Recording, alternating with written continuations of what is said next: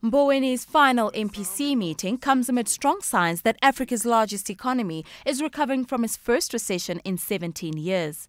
At the same time, consumer inflation is also edging closer to the bank's target band of between 3 and 6%. So Mboweni's farewell might not be the 50 basis points cut some have been forecasting. At the last MPC meeting, the risk to the inflation outlook appeared to be fairly evenly balanced. But the major bugbear to the bank's inflation outlook remains administered prices. Look, I think the main thing that's changed to the negative has been the Eskom story, the fact that we've got these massive potential electricity increases going forward. But from a monetary policy point of view, I think there still will be a focus on how fragile the economy is. And the latest numbers coming through there indicate that the economy is still very fragile. Retail sales, for example, manufacturing production, not particularly exciting. And then the one that we follow very closely is credit, which is the cycle hasn't really turned yet. Some analysts say that this meeting represents the last opportunity for the MPC to give the economy a much-needed boost. Whether Mboweni will surprise the market and cut rates one last time to stimulate the economy remains a big doubt. We're saying that there's a possibility. We think they are going to cut.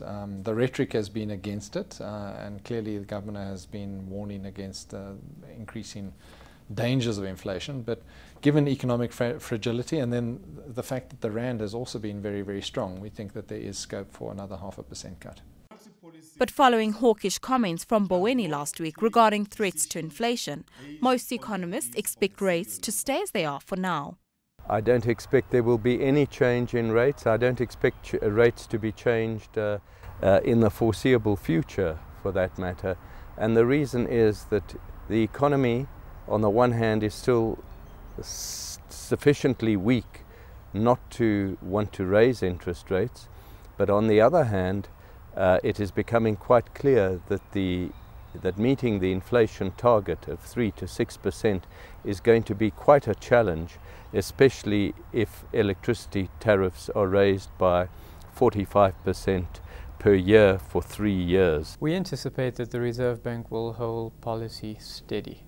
On balance, although there are heightened inflation risks over the short term, particularly with the drama surrounding the energy costs, we think that there's enough reason premised on the nascent recovery for the Reserve Bank to stay pat for a while and only begin to tighten monetary policy in about the middle of next year.